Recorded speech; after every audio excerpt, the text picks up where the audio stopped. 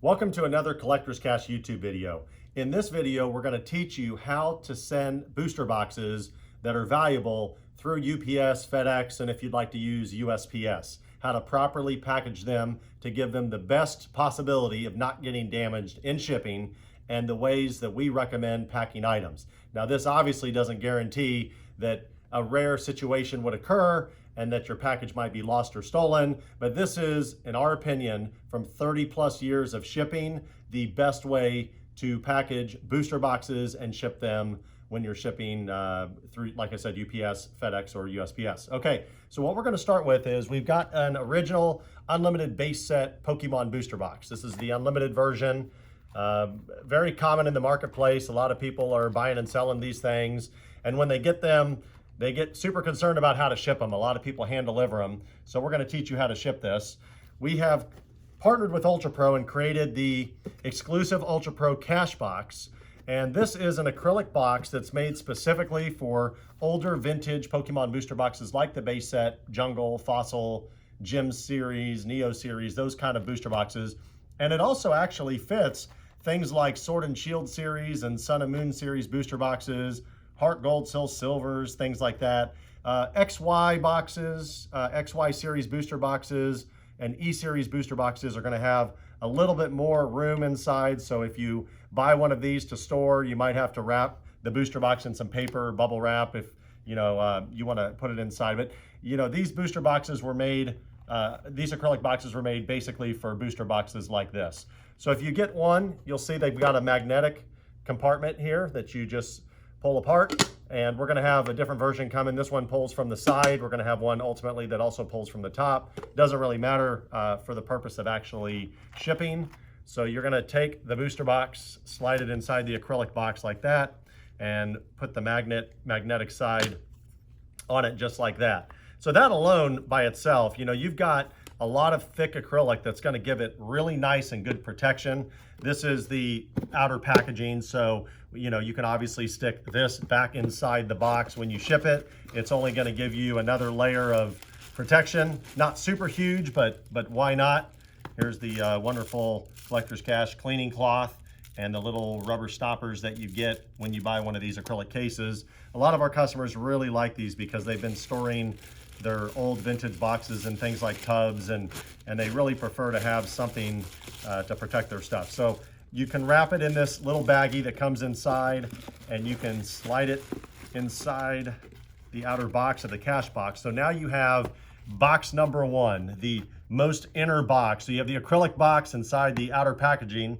And what we're gonna do now is I'm gonna show you the rest of the packing materials that you're gonna need to really properly package this and ship it correctly when you ship the box to us. Or if you're just watching this video and doing a deal with a friend or somebody else that that bought your box and you're happy with. We, of course, at Collector's Cash, we buy Pokemon booster boxes every day. We buy, sell, and trade. So if you have any vintage stuff, feel free to email us or call us, and we'd love to work a deal with you.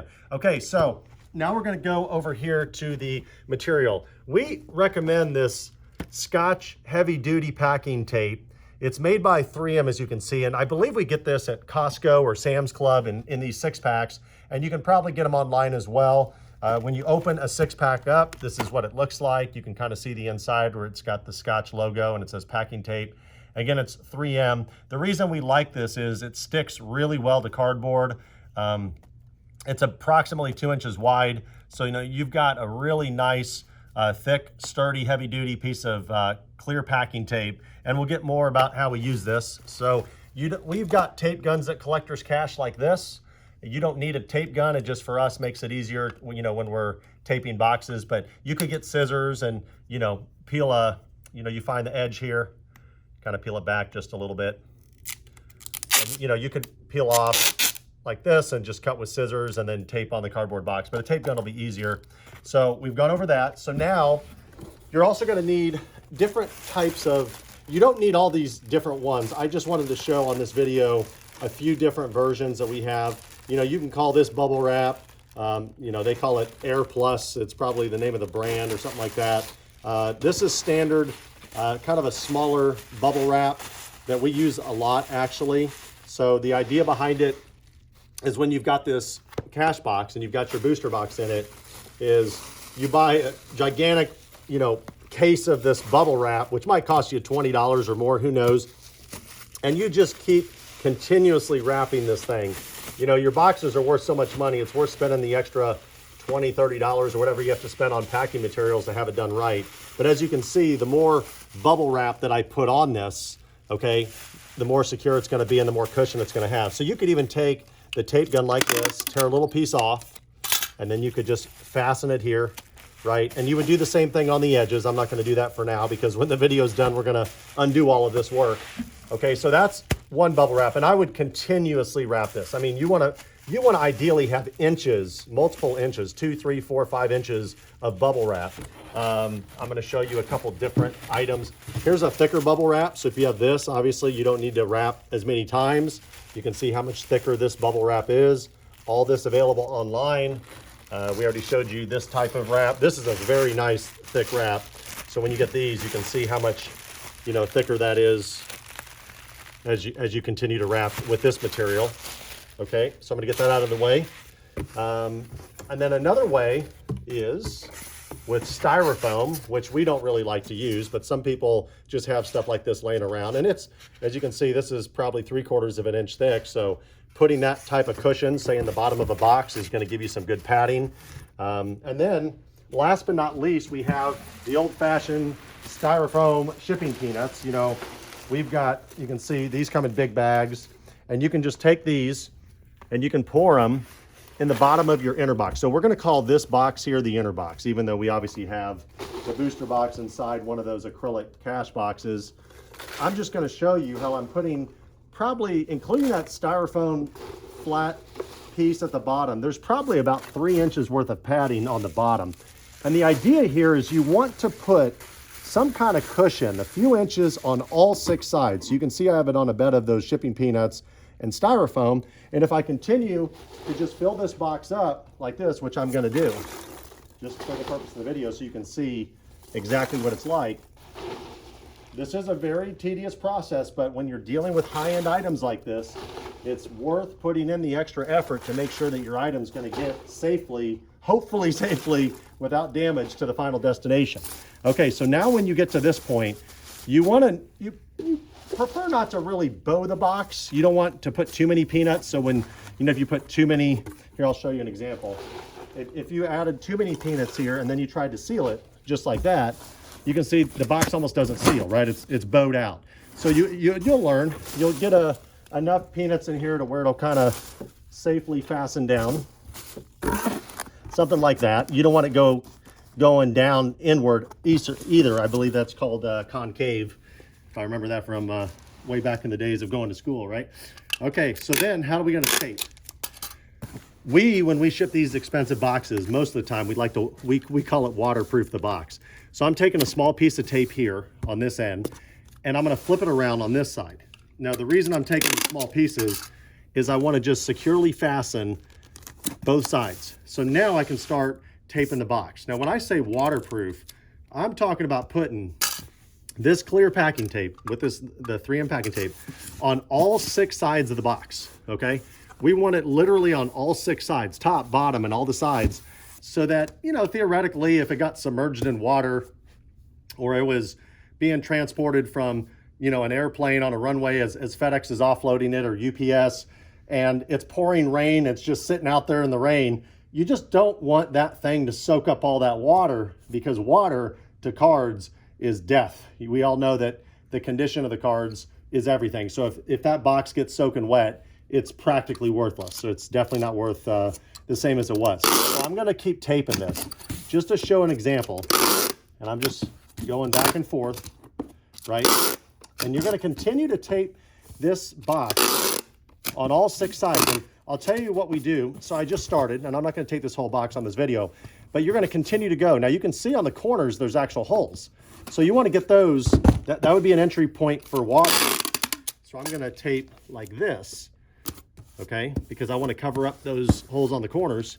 And then I'm gonna fold this piece down, and then I'm gonna reinforce that, maybe with a piece of tape going this way, something like that. And then I'll continue to keep taping this way, this way, this way. And I'll do that, like I said, on all sides of the box. So now, once this has been completely taped, look at what we've done. We've put the booster box inside of an acrylic case. We've bubble wrapped that and gave it plenty of cushion on all the sides, okay? And then we have taped, basically waterproofed the entire cardboard box, so it's almost impossible for water to get in here under most normal conditions when it's raining or something like that. Now we're gonna take this box and put it in the final box, which is gonna be the actual box we ship in. Now, I've got some slips of cardboard here just to show, because a lot of times when people are shipping, they don't have time to, depending on what city you're in, to go locate the shipping peanuts and things like that, but they've got boxes laying around. And you can take pieces of cardboard like this, you know, you can fold pieces and kind of lodge them in the side and use these. And these are actually good padding as well. So, you know, I've got a bigger piece here, and all you would need to do is maybe fold it like that. And you could slide it in, you know, on this side here, and it would again given it like maybe half an inch or so of padding, as you can see. So cardboard actually is really, really good for padding as well. And we could use that on the inner box. Okay, so like I said, we're gonna take this box and we're just gonna assume it's completely waterproofed, which we haven't done. And we've got this could be old newspaper. This is another form of padding that we use. It comes in bundles. I believe it's called Rampack. And this stuff here is really good. You just kind of wad it up, you know, like this, and use it as cushion. So if you don't have any shipping peanuts and you don't want to use them, some people don't want to use them, you can wad up a bunch of paper, old newspaper or something like that, and that will create a good layer as well. And then, you know, again, if you've got cardboard, you could lay some cardboard in here like that to give it that couple-inch cushion, so that when you lay this box inside this, when you lay the inner box inside the ultimate outer box, you've got, again, 2 or 3 inches or so padding on all the sides. So as you can see, we've got this box here, okay? And we would take all of the padding that we have, whether it's the shipping peanuts, the bubble wrap, the cardboard, everything we've discussed, and you repeat the same process on this box. And this is gonna be your final box. And I know we've taken a tiny little booster box and had to put it in this gigantic you know, inner box and then outer box, but it's worth it. It's worth it for the protection. So we're gonna assume that this is all sealed up, right? So we're gonna continue in this case, just because I have peanuts, I'm gonna show you, I'm gonna continue to just put these peanuts in the box just like that, or I'm gonna wad up a bunch of newspaper until this is all the way filled up like we talked about. And then we're gonna close this, all right?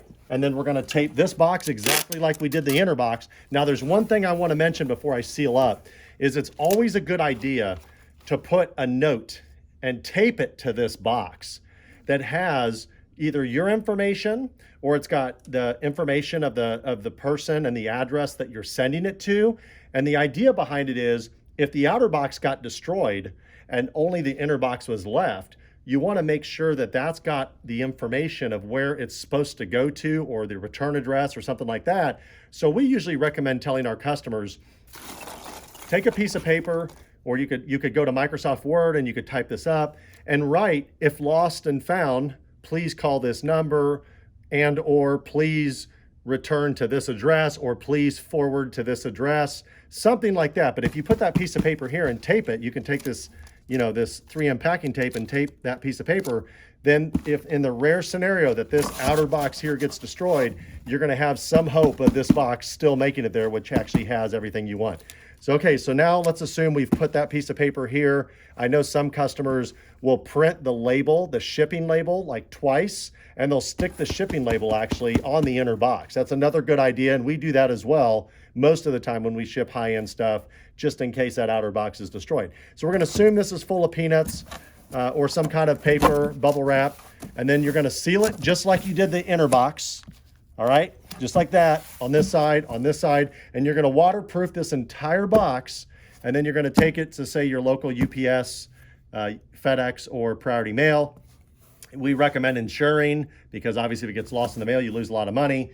But if you don't insure a package and it doesn't get to the ultimate destination, the receiver is not liable until they receive the package. So that's gonna be your decision, depending on risk versus reward, you know, how much the UPS is trying to charge you for insurance and things like that. So once you've completely taped this box up, you've literally stretched all the tape on all the sides, and you've got all 6 sides with this 3M packing tape, then you're gonna take it there and you're gonna have them do the label for you. And the final step, when they print the label, double, triple check, quadruple check, make sure that you've addressed it to the right place, because it's possible there's human error that maybe the person working at the UPS store has, they're having a bad day, or they, hit the wrong key and put the wrong digit in, or something like that. If you've got the wrong address, it might get delivered to the wrong place and you're going to lose a lot of money.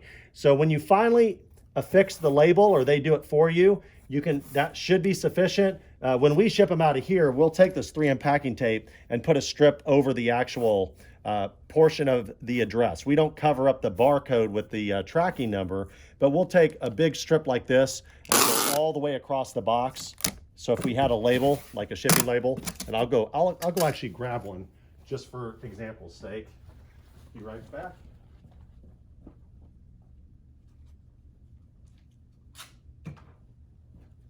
Okay, so this is a UPS label. So we're going to act like, hypothetically, this has all the information and you stick the label there. And let's just assume that on this particular label, we're going to just say A, B, C, customer. And, it's going to be on like 1 Main Street. And we'll put Kansas City. We'll abbreviate Kansas City. And we'll put Kansas. And then whatever the zip code is, I don't even know if this is a valid zip code, something like that. So we're gonna assume that this printed on their computer. It's not gonna be handwritten, because when you take it to a center, they're gonna actually plug it into a computer and the computer's gonna print it. So what I was trying to refer to was, you would basically put a strip of tape over that. And what that does is it makes it a lot more difficult. If this got caught like on a machine and it just starts tearing, look, notice it's a lot more difficult for that to go. So the barcode will generally come here, and then we'll stick a strip of tape here. Again, don't cover the barcode, and you don't have to do this. This is not required to do. It's just an extra measure that makes it a lot more difficult for this label to just come disconnected from this package. And once you've done that, make sure they scan the tracking in so it's in their system, and you should be good to go. Hopefully this video was helpful, and if you have any questions, you can always email us, visit our website, or call our store. Visit us at collectorscash.com. Thank you.